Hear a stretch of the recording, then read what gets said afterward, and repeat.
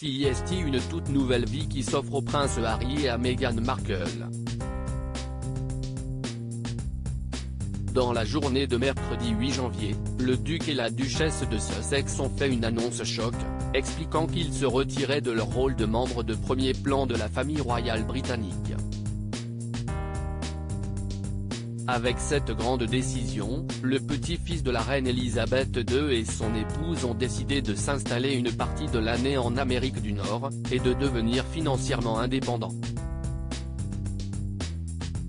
Après une brève apparition à Londres à la Maison du Canada mardi 7 janvier, Meghan Markle est retournée au Canada, avec le petit Archie âgé de 8 mois. Par ailleurs, l'ancienne actrice et son époux ont même trouvé une sublime maison sur l'île de Vancouver. La mère de famille de 38 ans a même été aperçue mercredi 15 janvier lors de sa première sortie publique au Canada, le sourire aux lèvres. De son côté, le prince Harry, sourire aux lèvres, a fait sa première apparition jeudi 16 janvier depuis l'annonce choc. Bien que Meghan Markle passe la plupart de son temps à s'occuper de son fils, les deux parents ont régulièrement recours à leurs proches pour garder le petit Archie.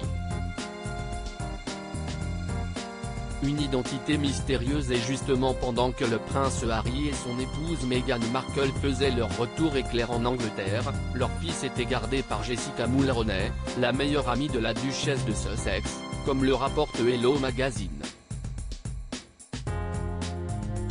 Et quand ce n'est pas elle, CEST, une nounou qui se charge du nouveau-né.